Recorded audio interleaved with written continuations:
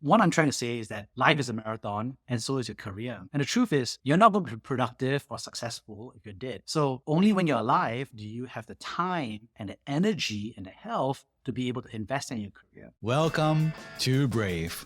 Learn from Southeast Asia's best tech leaders. Build the future, learn from our past, and stay human in between. No BS on success. I'm Jeremy Au, venture capitalist, serial founder, Harvard MBA, science fiction nerd, and dad of 2 daughters. Every week, we debate startup news, interview changemakers, answer listener questions, and share personal insights. Join our movement of over 40,000 members and get transcripts, resources, and community at www.bravesea.com. Stay well and stay brave. Are you expanding or launching a business in the Philippines? Ensuring your employees' good health is key to attracting and retaining top talent. That's where Hive Health comes in, especially for startups and small to medium-sized businesses. They specialize in providing top quality and hassle-free healthcare plans tailored to your workplace.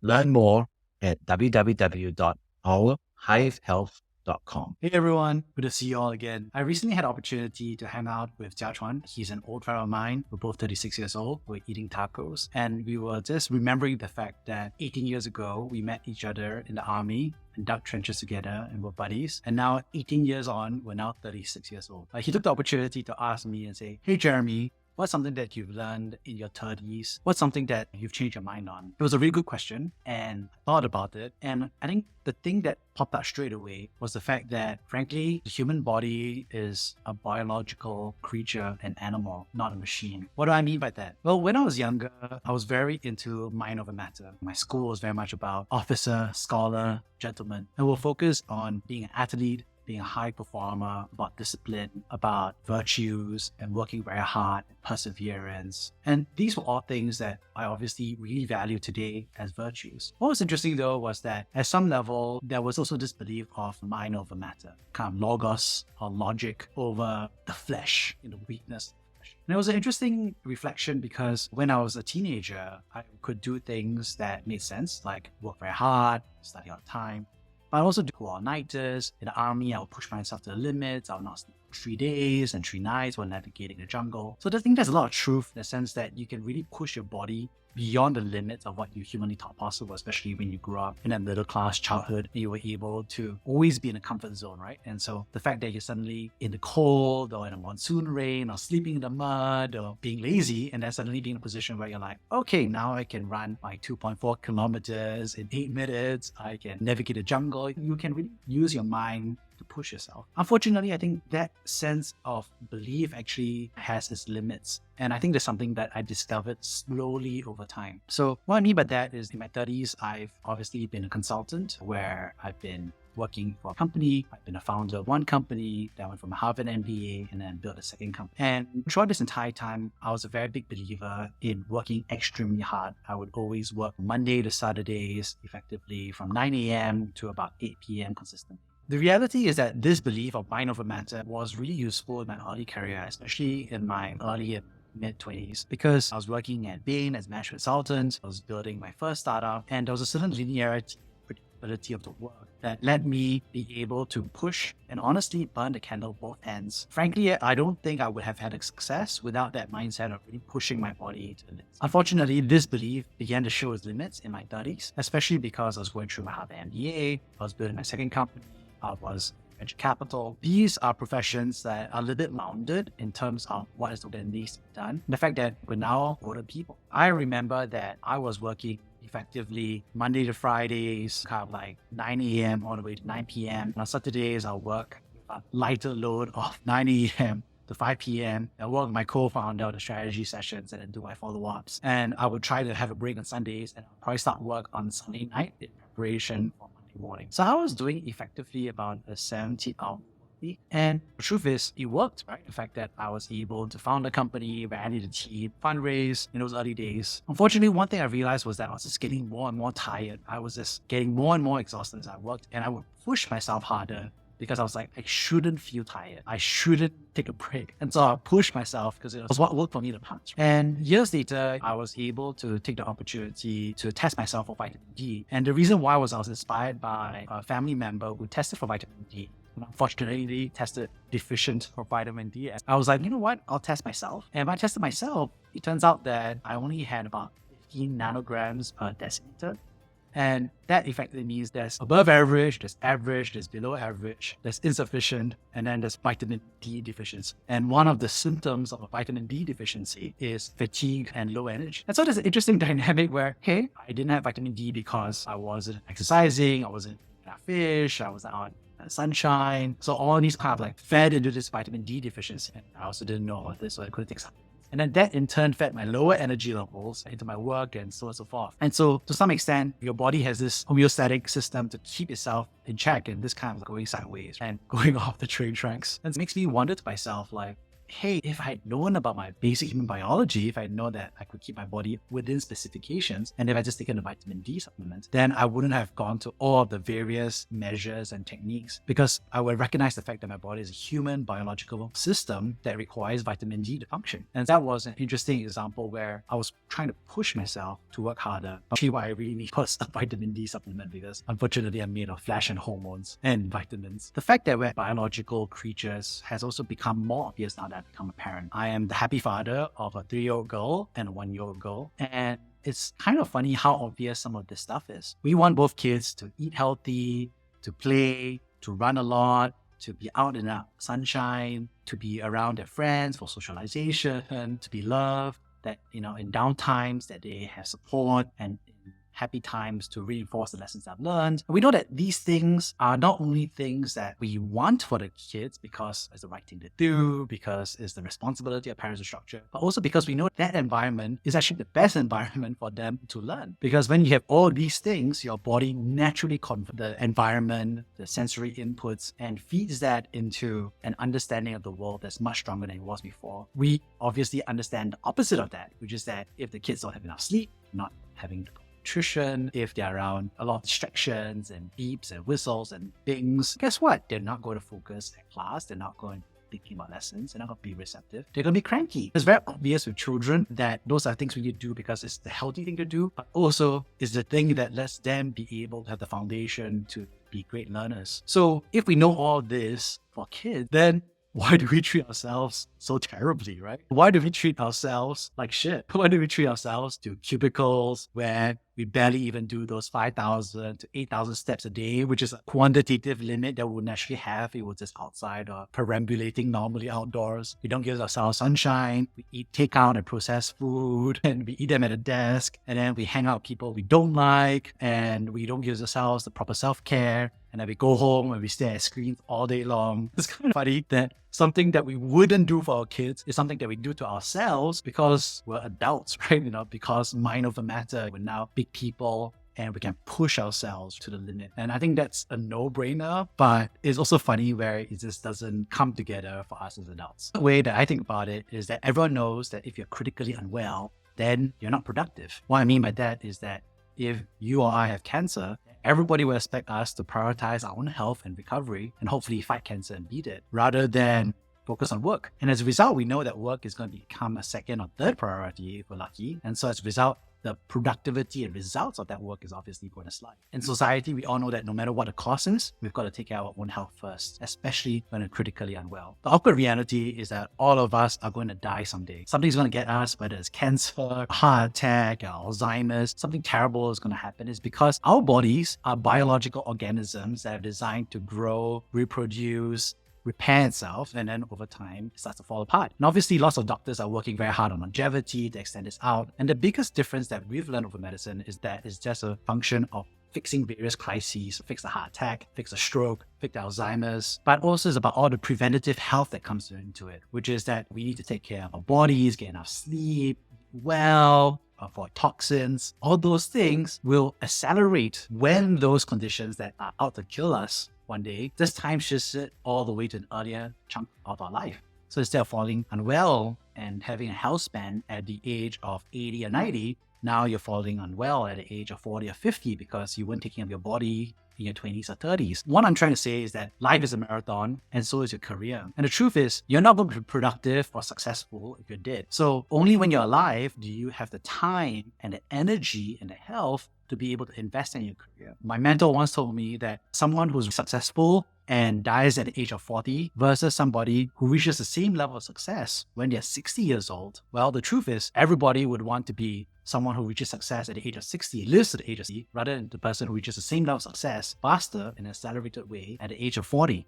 Another way of saying it is that someone who passed away at the age of 40 and is very successful, who had traded health for wealth and success, in retrospect, at a point of approaching the end of their life, and the knowledge of that, would probably have preferred to have taken things slowly and taken care of their health first and kept that acceleration of the career on a slower path. Which is why, of course, when we see those regrets of people who are dying in the hospice, all of them say like, hey, we wish that we invested in our own health first, our family, our loved ones, and we hadn't traded for our career so much, because the truth is we have a finite amount of time on earth. And that finitude, that limit, is actually determined primarily by our health. Now, some people are going to say, hey, the culture wants me to hustle, right? It wants me to grind. I read about David Goggins, about pushing my limits. And the reality, like I said, is that it is true. I think for many people who are very far away from the limit, you should be pushing towards your limits. And a lot of people are held back by beliefs that are an order of magnitude away from their true potential. If you're watching TikTok, for example, for 5 hours a day, the truth is if you push yourself, you figure out some way, and we'll talk more about it later in the discussion and show, but you could definitely cut that down to 1 hour and substitute something else more productive. So you're very far away from your limit. And so obviously that grind or hustle culture, I think, is helpful for there. However, when we think about that time, there are easy ways and there are hard ways to substitute that time towards productivity. And the truth is, if you can invest a chunk of your time, 1 to 2 hours a day, to also be invested in your health at the same time, is not a trade-off between health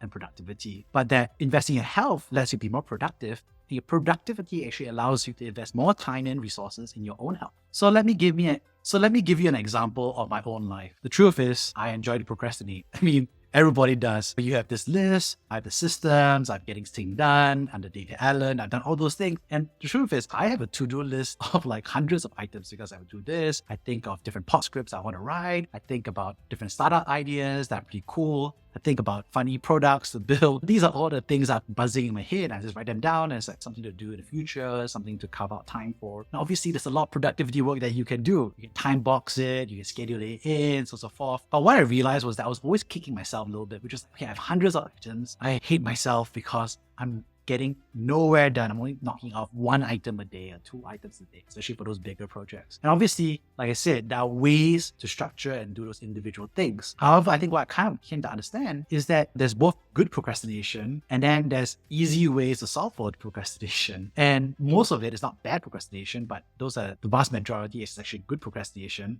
and solvable human biological procrastination. So what do I mean by that? I think, first of all, there's a lot of good procrastination. What that means is that if we are people who are hardworking, people who are trying to achieve in life, we have priorities. And for myself, one of my biggest priorities now is that I'm a dad. And so I used to have a lot of time to be able to work on so many different projects simultaneously because, again, I was working 60, 70, 80 hours a week. And so I would burn a candle both ends easily, and so I could knock this all off. But now I'm like, you know what? There's a bar, right? These are projects I really want to do. I find myself still doing them naturally, organically with procrastination. And then there's this bar of, you know what? This is family time. I want to be present. I want to turn my phone off and I want to be with my kids and enjoy their time with them. And then everything else that I'm not doing, turns out I shouldn't be guilty about not doing it. It's just that at the end of the day, I'm a finite biological human being, not only with a certain number of days, which is about 80 or 90 years of days. I also have a finite amount of time in a day, which is not 24 hours a day. You minus your sleep, you minus your showering, your self-habits, your fundamental economic job, for example, you could be down to like maybe 1 to 3 hours of discrete time a day maximum, right? And that's also, again, a trade with your family time. And so there's a lot of good procrastination at home. The other side I think about is that there's actually biologically normal, easily solvable procrastination. And what I mean by that is that the truth is there are some things that's just really hard to do because we think we should do them, but we're not structured in our own environment, habits, and role models to do that. For example, I work from home a lot. I'm doing Zoom calls with founders, I'm doing business meetings, I'm writing emails, I'm also recording podcasts remotely. And the truth is, when I'm at home, sometimes I'm just, right? I don't want to work on something. I don't want this detailed, oriented, difficult, lumpy project because guess what? There's nobody around, right? I used to work in an office a lot. I used to work in person with other people doing the exact same thing, which was, they're doing management consulting, I'm doing management consulting. And if I didn't understand how to do something, I would wander over to the desk and I'll point at it and I'll ask a question and then they'll answer it and I'll wander back and then we're all management consultants together. And this office environment, you call it today, mimetic desire. You want to be someone who everyone else wants to be. And guess what? There's also pair programming that you are programming in conjunction with somebody else, right? But all this is a simple fact that we as humans are social creatures. And if you look at kids, if you put a kid and you put them in a playground by themselves, they're just going to play. And if you put them in a classroom by themselves, they're just going to play. But when you suddenly have a teacher and 20 other kids and they're in a playground together and there's a structured activity, guess what? They're learning and being much more intentional because everyone else is doing the same. And because they see a role model who's showing them how to do it. Similarly, in a classroom, when there's everyone else putting the blocks away and organizing the shoes and painting together, and the teacher is there with a role model, guess what? Mimetic desire and pair programming and all that stuff is you need monkey see, monkey do. And guess what? When you're at home and you're not in the office, monkey don't see, monkey don't do. That's the tricky part that we have here, where we have to overcome that hurdle. And that matters whether we're extroverts. The truth is we're all humans at some level, and we need some of that parallel presence. And so for myself, one of the big hacks that I've done is I basically signed up for an online club called Flow Club. And basically what we just do is we enter a Zoom call effectively. And then we're all just hanging out together and working on that one thing. So at the start of the session, 1 hour, we all just say one thing, which is we're going to achieve this thing. We break it out into various tasks. There's about 5 or 6 people around the world. And then we're all just effectively Zooming and doing this individual project together, but together at the same time. And it's so awkward because, there's not much music. I minimize the browser. So I don't really see them actually. But I just know that they're there. I know the end of the hour. I have to promise them that I made some progress. And the truth is I normally don't finish it within the hour. Whatever I'm doing, I think I can do 1 hour. Sometimes it takes 1.5 hours, takes 2 hours. But once I get started, importantly, because other people are doing what's the hardest thing for them, then guess what? I'm also doing it. That's a way for us to hack that mimetic desire, pair programming, and be aware that this is a biological fact that we as humans will do what other people are doing. And I think we see that often at the gym. Nobody wants to really work out at home by themselves without any structure or role model. The truth is a lot of the workout from home these days, you have Peloton, which brings the bike in, but more importantly, creates that social activity, creates that mimetic desire, trainer who looks good and comes in various fitness levels and backgrounds that lets you pick and choose someone that you resonate with. So that's a way to work out from home. People go to the gyms, they go to CrossFit, they have communities because they're looking for that cultural environment to surround themselves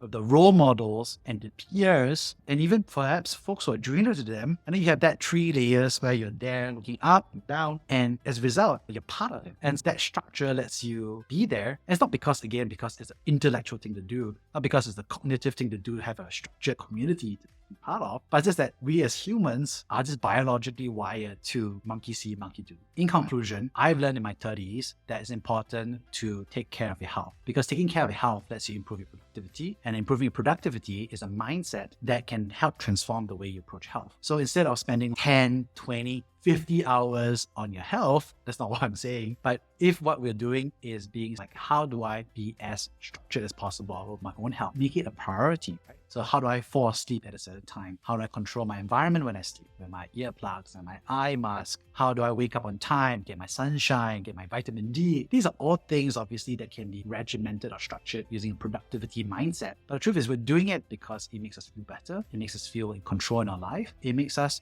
be more productive fundamentally in our work. What I'm trying to say here is that a lot of what we're talking about is the fact that we have to realize that our human self, our human mind is run on this processor called meatware of our brain operating with its neurons, firing and synapses. And then, there's a spine that goes into our body, it goes to our arms and we tie and so forth. And that the hormones from our liver and from our intestine and stomach control the way that we think. And all that is a hormonal system that's going on because at the end of the day, we're perambulating and walking about as a bag of meat and skin and nerves and cells. And all of this requires care. The same way that we'll care for our children to be at the best in school, the same way that we will want athletes to take care of their body in terms of regimentation. So if you want to do great work, I think we have to take care of our own health. If you're interested to learn more, I think there are some great resources out there. I really enjoyed 3 different books that tackle this from different ways. I think the first book that I really enjoyed was James Clear in terms of Atomic Habits. I think it's a good way to think about habit formation and think about the structure of the routines and structures that you're having towards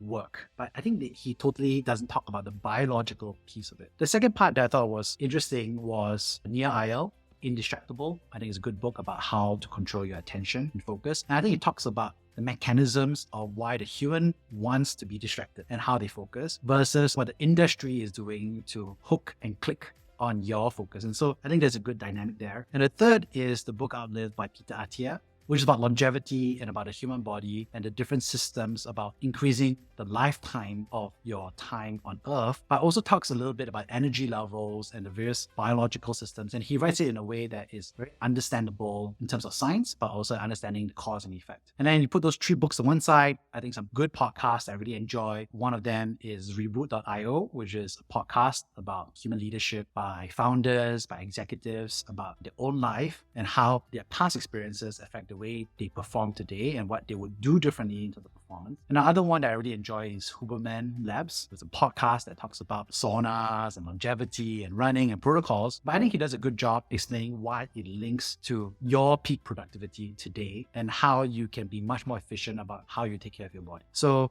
all in all, I hope that you take away from this something that I've learned more recently, now that I'm growing older, which is that you have to take care of your body, you have to take care of your health. And when you take care of these things, then you'll be in a good position to continue working effectively and productively and hopefully gain some success in the career and the workplace. On that note, good luck and stay brave. Thank you for listening to Brave. If you enjoyed this episode, please share the podcast with your friends and colleagues. We would also appreciate you leaving a rating or review.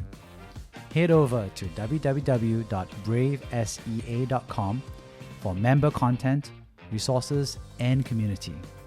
Stay well and stay brave.